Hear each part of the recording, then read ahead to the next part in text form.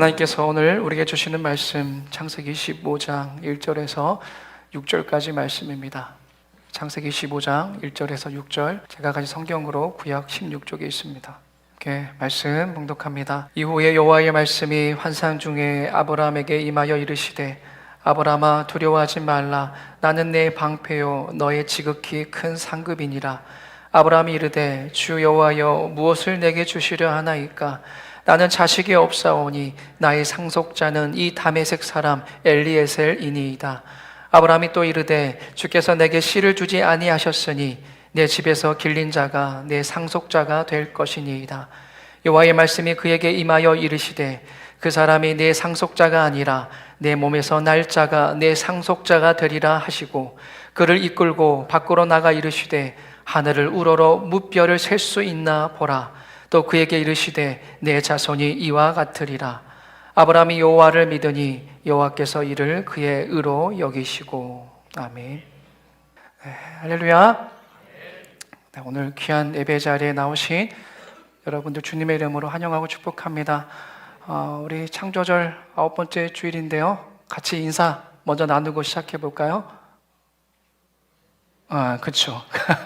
우리는 세상의 복입니다. 네, 11월에도 여러분은 복덩어리가 되셔야 됩니다. 옆에 분들 바라보시면서 축복하며 인사 나누겠습니다. 우리는 세상의 복입니다. 네, 말씀드린 것처럼 11월 한 달도 계속해서 세상의 복덩어리로 많은 이들에게 주님의 복을 전할 수 있는 귀한 복의 통로가 되시기를 축복합니다. 특별히 11월이 이제 감사의 달이잖아요. 아까 오시면서 다 뭐 보셨죠? 못 보신 분들은 큰일 났습니다. 감사의 달이어서 여러분들이 또 이따가 광고 때도 말씀드리겠지만 뭐 감사할 내용들을 또 적고 그걸 붙이고 만들기도 해보고, 아니 뭐 이런 초딩 같은 것을 외워가 아니라 그렇게라도 여러분들이 하셔야 감사할 이유를 찾게 돼요. 이것도 훈련입니다, 여러분. 솔직히 감사할 이유보다 감사하지 못할 이유가 더 많은 게 우리 현실이잖아요. 우리의 본성이 그렇잖아요. 살 빠지면 살 빠졌다고 불평하고, 살찌면 살쪘다고 불평하고. 반대로 하셨으면 좋겠어요. 무슨 일이든 주님 안에서 감사 못할 일이 없습니다. 아멘. 더욱더 감사하시고 또 감사하시고, 그럼에도 감사할 수 있는 귀한 한 달 되시기를 다시 한번 주님의 이름으로 축복합니다. 우리는 지난 시간까지 아브라함의 믿음의 여정을 함께 걸어왔어요. 벌써 9번째 시간이에요. 9주에 걸쳐서 믿음의 여정을 함께 걸어왔는데, 하나님의 부르심을 따라 아브라함은 본토 친척 아비집을 떠났습니다. 그 여정은 결코 순탄하지 않았다는 것을 잘 알죠. 약속의 땅에 들어갔더니 기근이 찾아왔어요. 기근을 만나서 애굽으로 내려가는 시련을 겪었고, 또 다시 돌아와서 재산이 많아지자 사랑하는 조카의 그 재산의 문제로 갈등이 생겼어요. 조카와 헤어져야만 하는 그런 아픔도 겪었고, 또한 그돌라오멜 왕과의 전쟁도 겪었습니다. 그 불가능한 전쟁의 상황 속에서도 하나님의 도우심으로 승리케 하였습니다. 또 그 이후에 찾아오는 소돔 왕이 제안한 엄청난 물질의 유혹도 그는 잘 믿음으로 극복했죠. 자, 이처럼 아브라함은 믿음의 사람이 되어가는 과정 가운데 나름 잘 선방해 오고 있었어요. 믿음으로 그 모든 위기를 극복해 나아갔습니다. 기근을 통과했고 갈등 앞에서 믿음으로 양보했으며 물질의 유혹을 여호와의 이름으로 단호히 무찔렀습니다. 그렇게 믿음의 승리를 하고 있는 아브라함입니다. 겉으로 보기에는 어때요? 완벽한 믿음의 승리자로 보입니다. 그런데 오늘 본문은 이 모든 위대한 승리 바로 이후에 일어난 일을 보여줘요. 그리고 그 말씀의 시작은 너무나 뜻밖입니다. 오늘 1절 상반절 한번 볼까요? 우리 본문 말씀 창세기 15장 함께 화면을 보셔도 좋습니다. 함께 읽어봅니다. 시작. 이후에 여호와의 말씀이 환상 중에 아브라함에게 임하여 이르시되, 아브라함아 두려워하지 말라. 이상하지 않습니까? 지금 모든 전쟁에서 승리하고 물질의 유혹까지 단호히 이겨낸 정말 겉으로 보기에는 완벽한 승리자인 아브라함에게 하나님은 지금 야, 너가 그렇게 믿음으로 승리했구나 축하한다가 아니라 두려워하지 말라는 말씀부터 하셨을까요? 이후에 첫 말씀이 두려워하지 말라예요. 자, 이는 반대로 말하면 뭡니까? 지금 겉으로는 정말 두려움 없는 완벽한 승리자의 모습처럼 보이지만 그 내면에는, 그 마음 속에는 누구에게도 말하지 못할 극심한 두려움에 사로잡혀 있었다라는 것을 지금 보여주고 있습니다. 대체 무엇이 그를 두렵게 했을까요? 앞서 창세기 12장과 13장에 보면요, 우리 하나님은 이렇게 아브라함에게 거듭 약속하셨어요. 12장 2절에 보면은 내가 너로 큰 민족을 이루고 내게 복을 주어. 13장 16절의 말씀도 보면은 내가 내 자손이 땅에 티끌 같게 하리니 라고 말씀하고 있어요. 자, 앞에서 충분하게 하나님께서는 아브라함에게 놀라운 약속을 하셨습니다. 큰 민족이 되게 하겠다. 땅에 티끌 같은 자손이 너에게 허락될 것이다. 자, 이 모든 약속의 출발점은 단 하나입니다. 그 약속이 시작되려면은 뭐가 있어야 돼요? 누가 태어나야 돼요? 어려운 질문을 또 드렸어요, 제가. 자, 큰 민족이 돼야 돼요, 아브라함이 후손들이 계속해서. 어떻게 해야 돼요? 누가 태어나야 돼요? 아기가 태어나야 되지 않겠습니까? 일단은 아브라함의 아들이 태어나야 되지 않겠습니까? 그 시대의 기준으로 봤을 때. 자, 아브라함이 하란을 떠날 때가 75세였어요. 자, 오늘 본문은 그가 약속의 땅에 들어온 지 10년이 지난, 그러니까 한 약 85세, 85세 그 무렵에 일어난 일입니다. 10년입니다, 여러분. 약속을 주신 지 10년이 지났어요. 하루 이틀도 아니고. 10년 동안에 그 아브라함 집에 이제 노인이 다 되었죠. 아기 울음소리가 들리지 않는 거예요. 기다림이 길어지니까 아브라함의 마음에는 의심의 마음이, 이 근본적인 의심이 싹트기 시작했어요. 혹시 내가 하나님의 말씀을 잘못 들은 게 아닌가? 그렇게 말씀하신 게 아닌데 내가 잘못 들은 게 아닌가? 10년이나 지났는데 하나님은 혹시 나와의 약속을 잊으신 게 아닐까? 이런 합리적인 의심이 들만하죠. 자, 이런 두려움을 더욱 심하게, 더욱 절망적으로 만드는 것은 눈앞에 놓여진 그의 문제의 현실이었습니다. 먼저는 뭐겠습니까? 그의 나이죠. 자, 육체적으로 아기를 낳을 수 있는 조건이 될 때는 그래도 언젠가는 낳겠지라는 그런 인간적인 기대, 합리적인 생각을 할 수가 있어요. 하지만 이제 그는 나이가 85입니다. 그 당시 기준으로 봤을 때도 고령이에요.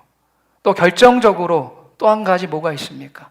그의 아내 사라의 경수가 끊어지고 말았어요. 그러니까 더 이상 의학적으로는 아이를 낳을 수 없는 그런 상태가 되었다라는 거예요. 바로 그때의 약속의 말씀을 의심하게 되었고요. 불안이 찾아오게 되고 그 불안은 걷잡을 수 없는 두려움으로 쌓이게 되었습니다.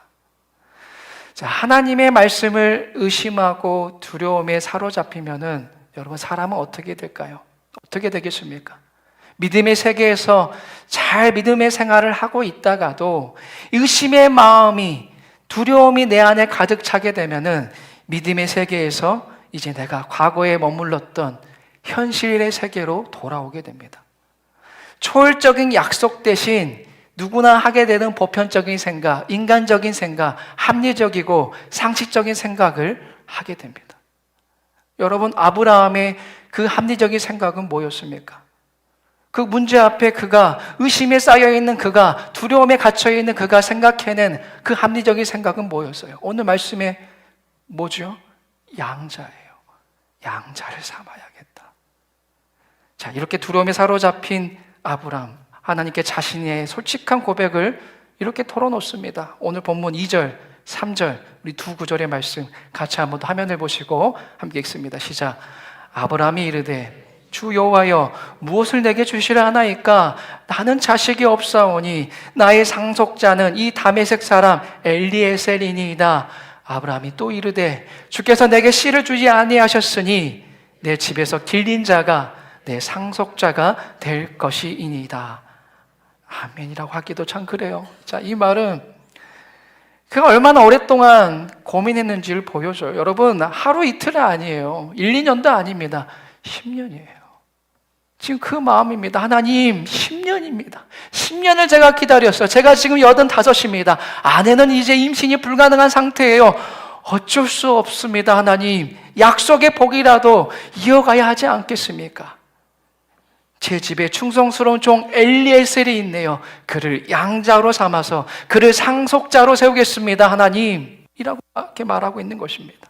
양자라도 드려서 하나님의 그 약속의 복이 이루어져야겠다라고 그 아브라함은 그렇게 합리적으로 생각하게 된 거예요. 설득력이 있습니다. 이게 아브라함이 생각해낸 최선의 플랜 B였어요. 여러분, 인간적인 생각만큼 설득력 있게 들리는 것은 없습니다. 왜요? 우리의 이성과 상식에 딱 들어맞기 때문이에요. 하나님도 이러한 내 입장이라면 이해하실 거야 라는 그 마음이 스스로를 합리화하게 만드는 거예요.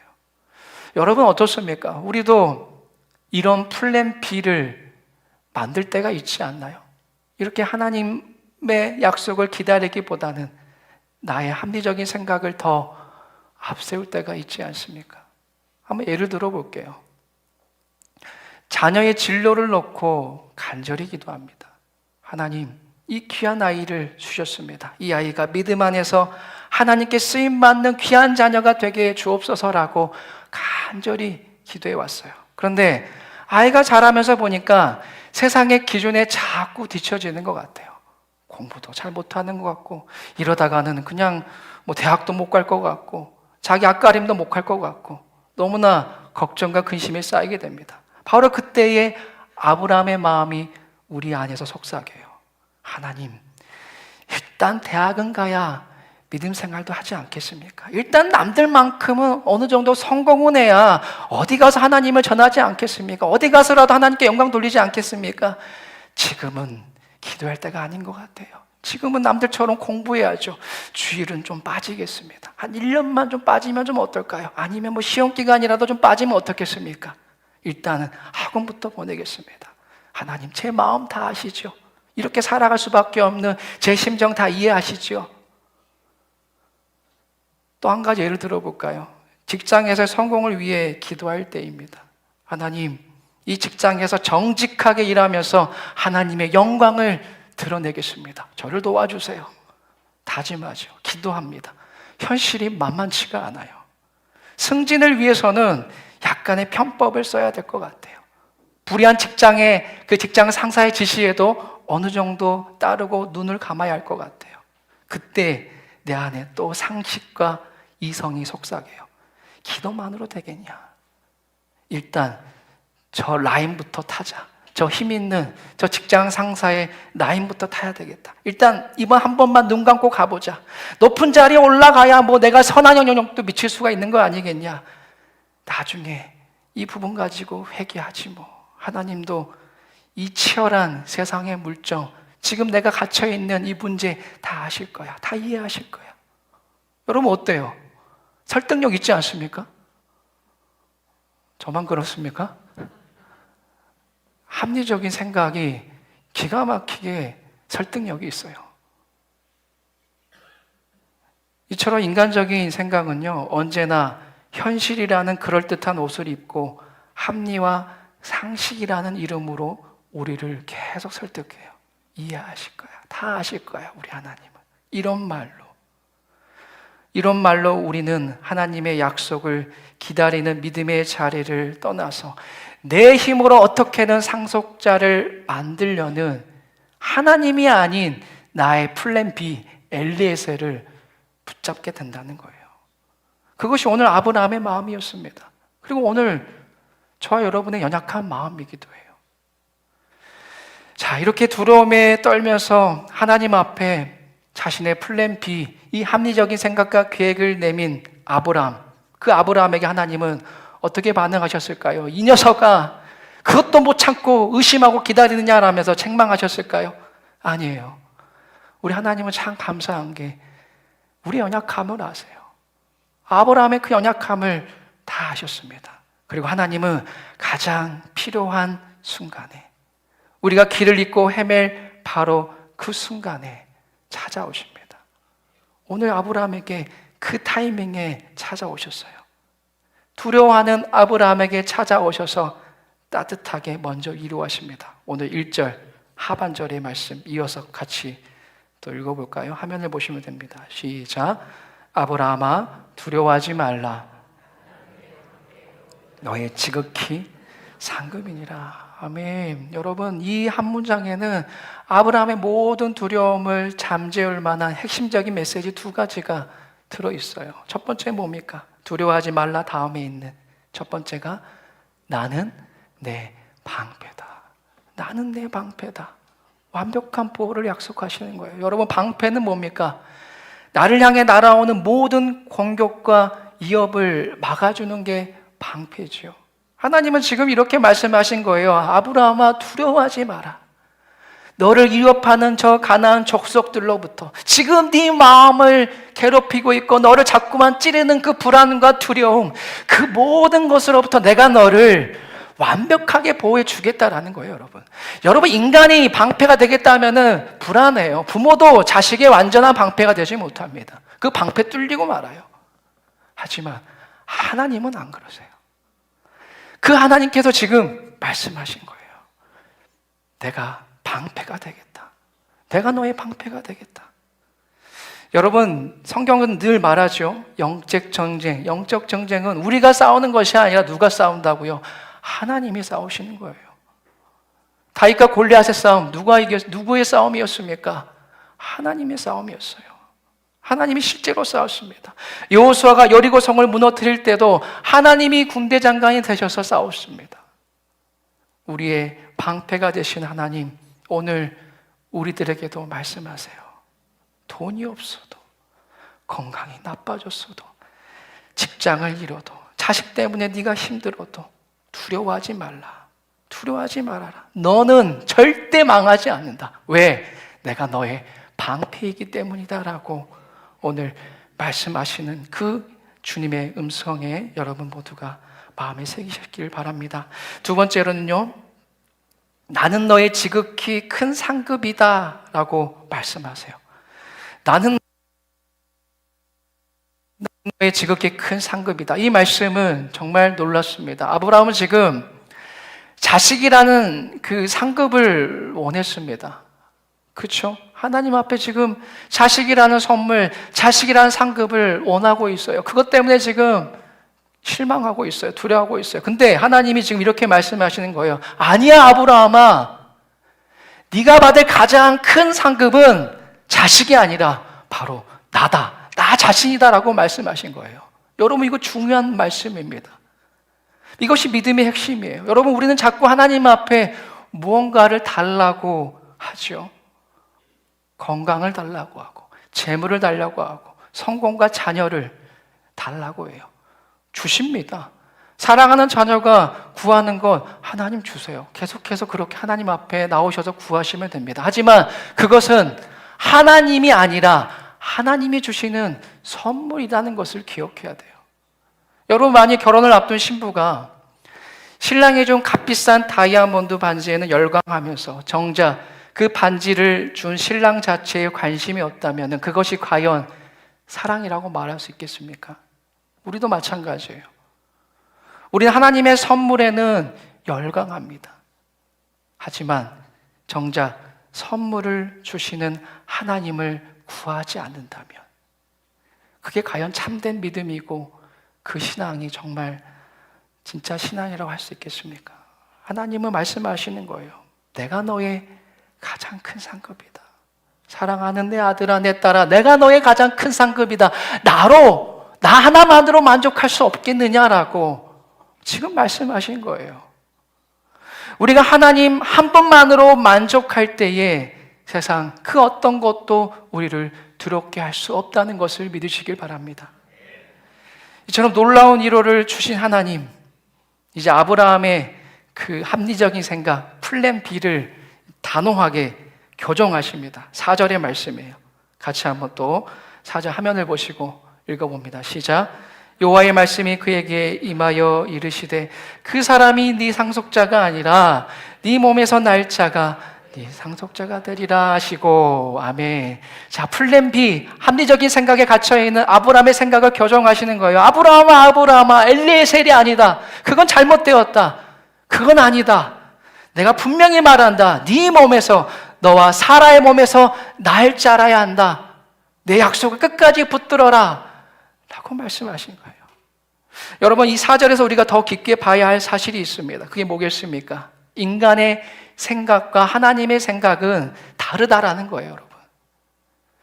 우리는 내 생각이 곧 하나님의 생각이 되기를 바랍니다. 되기를 많이 바라요.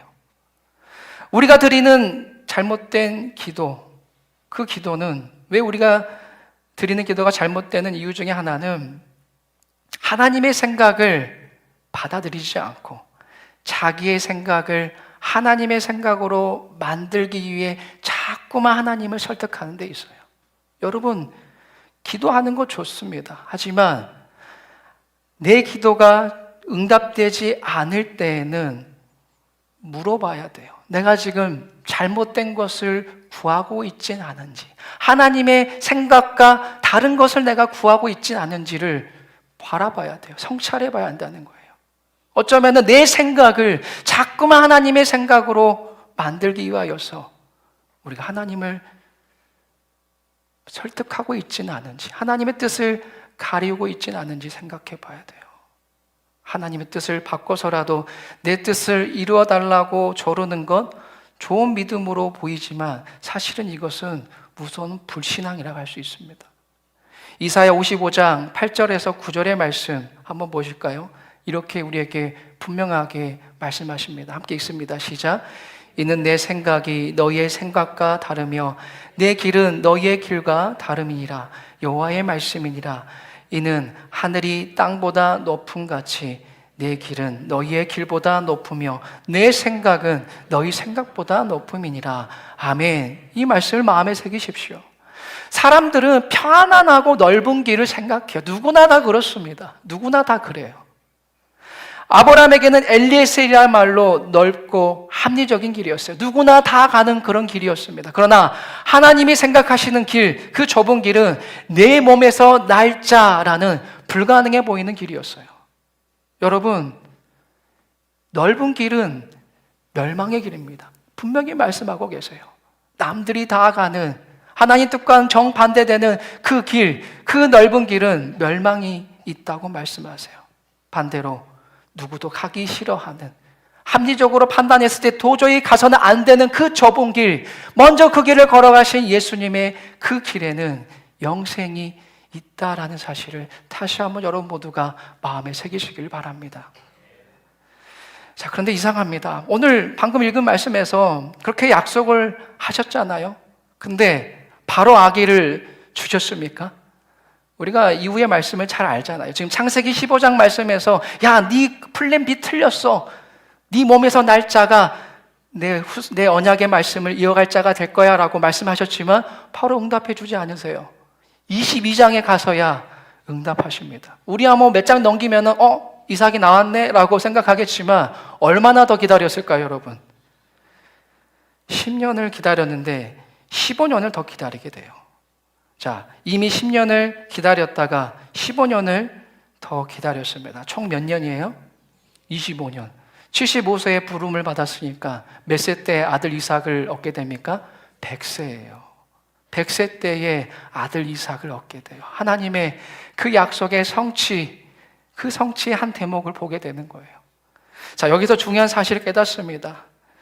여러분, 우리가 믿음을 잃는 가장 큰 이유는 조급함이에요. 조급함 때문입니다. 하나님은 이렇게 생각하시면 돼요. 아브라함을 기다림의 학교에 입학시키겠습니다. 그 학교는 무조건 기다려야 돼요.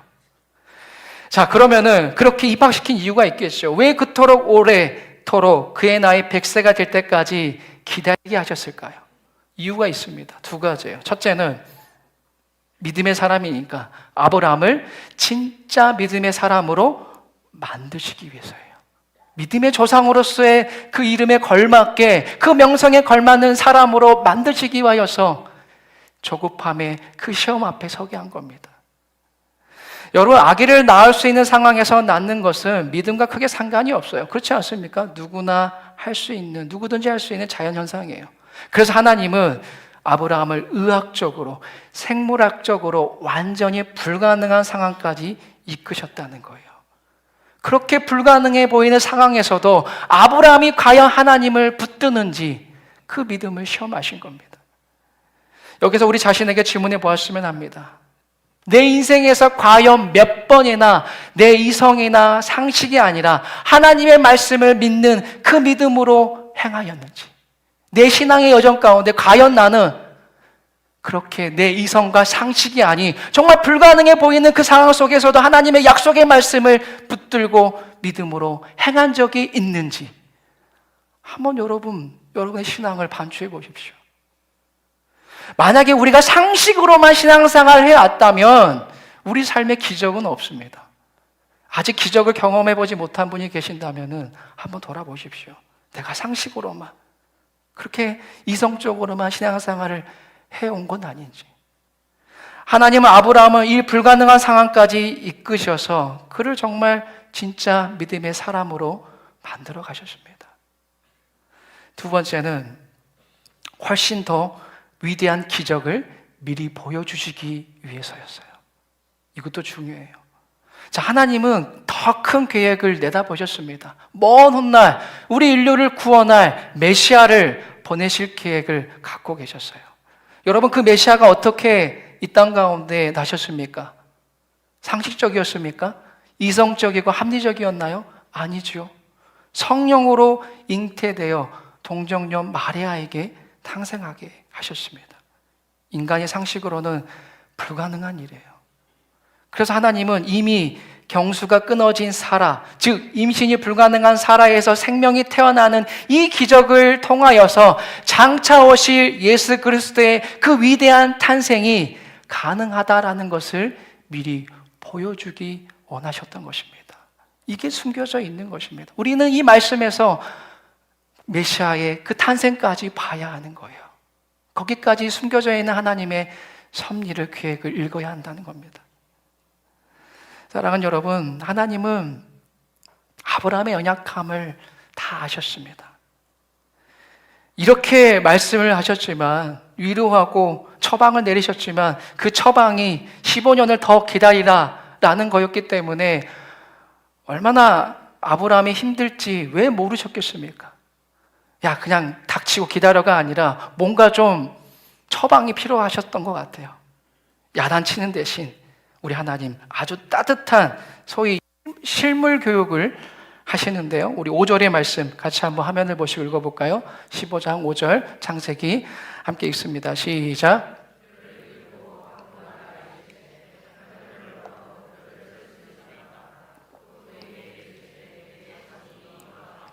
아멘. 이 장면은 오늘 설교의 백미라고 할 수 있어요. 자, 아브라함이 장막 안에 틀어박혀 있을 때에 그가 마주하게 되는 현실은 뭐였습니까? 자신의 나이, 85세라는 나이, 경수가 끊어진 자신의 아내, 절망 가운데 있는 그 두 사람이에요. 텅 빈 요람입니다. 절망뿐이었어요. 그런 아브라함에게 하나님은 말씀하십니다. 아브라함아, 네 절망의 장막에서 나와라. 나와서 눈을 들어라. 그 좁은 장막 밖으로 나가자라고 말씀하세요. 그리고 어디로 데리고 나가십니까? 밖으로, 그 절망의 장막 밖으로 데리고 나가셔요. 그날 밤에 사막의 하늘에는 유난히 별이 쏟아지고 있었습니다. 아브라함아, 지금 저 어둠에 있는 저 별들을 보아라. 저 아름다운 별들을 보아라. 저 별을 네가 다 셀 수 있겠느냐? 내 자손이 저 별과 같이 저 셀 수 없이 많아질 것이다 라고 말씀하신 거예요. 여러분, 그 장면을 상상해 보십시오. 그 순간 아브라함 마음에 기적이 일어났어요. 밤하늘을 가득 채운 그 찬란한 별들을 보는 순간에 10년간 그를 짓눌렀던 의심과 불안, 두려움의 순간이 눈 녹듯 사라져버린 것입니다. 아마도 그는 이렇게 말하며 감동하였을 거예요. 하나님, 저 같은 것이 무엇이기에 이렇게까지 하십니까? 늙고 보잘것없는 한 노인네인데 이토록 친절하게 말씀하여 주시고 이런 저에게 사랑과 꿈을 주시니 이게 웬 사랑입니까? 하며 눈물을 흘렸을 거예요. 물론 이렇게 눈물을 흘렸다고 당장 내일 아이를 갖게 되는 것은 아니에요. 현실은 똑같습니다. 그럼에도 여러분, 이렇게 감동하는 것이 믿음이라는 거예요. 아브라함은 자신의 나이와 처지를 다 잊었습니다. 믿음을 가지면은 자신의 처지를 잊게 돼요. 비참한 생각, 열등감, 좌절감이 다 사라집니다. 이제 아브라함의 얼굴에는 절망의 그늘 대신 찬란한 하늘의 별처럼 하나님으로 말미암은 비전과 환상이 나타났습니다. 자, 그리고 성경은 이 위대한 순간을 이렇게 기록해요. 오늘 마지막 절 본문 6절 같이 한번 읽어봅니다. 시작. 아브라함이 여호와를 믿으니 여호와께서 이를 그의 의로 여기시고. 아멘. 여러분, 놀랍지 않습니까? 아브라함이 의롭게 된 것은 그가 율법을 완벽하게 지켜서가 아니에요.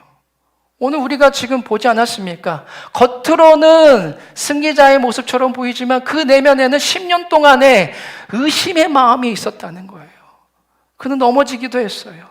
두려워하기까지 했습니다. 심지어 하나님의 약속을 의심하고 합리적인 플랜 B까지 계획했던 그런 아브라함이에요. 하지만 그가 결국 하나님을 믿었을 때에, 다시 한번 그 불가능해 보이는 약속의 말씀을 신뢰하였을 때에 하나님은 그 믿음 하나를 보시고 그 눈물 하나를 보시고 그를 의롭다라고 인정해 주신 것입니다.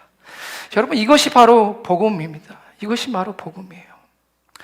이 복음은 아브라함의 이야기로 끝나지 않습니다. 이것은 오늘 우리의 이야기입니다. 오늘 여러분의 이야기예요. 우리도 아브라함처럼 장막 안에 갇혀서 나의 불가능한 현실만 바라보면서 두려워하고 있지 않습니까? 나름의 엘리에셀을 붙잡고 하나님 이것이라도 승인해 주세요라고 조르고 있지 않습니까? 하나님 오늘 우리를 그 절망의 장막 밖으로 이끄십니다. 고개를 들어 하늘을 보아라. 나를 보아라. 네 자아에서 눈을 들어 나를 보라라고 말씀하세요. 그리고 우리가 바라봐야 할 별은 뭐겠습니까? 이제 아브라함의 자손으로 오시는 예수 그리스도라는 거예요, 여러분. 우리가 완벽해서가 아니라 우리가 연약함에도 불구하고 우리를 위해 죽으시고 부활하신 예수 그리스도를 믿을 때 하나님은 오늘 우리에게 똑같이 말씀하십니다. 내가 너의 그 믿음을 보고 너를 나의 의로운 자녀로 삼겠다. 두려워 말라.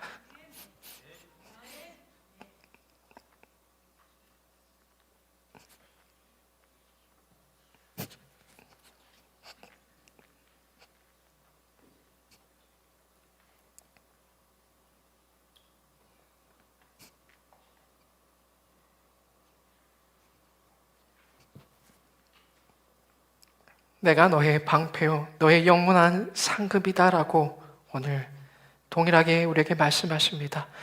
이 놀라운 은혜와 믿음의 회복이 또 오늘 우리 모두에게 임하시기를 간절히 축원합니다.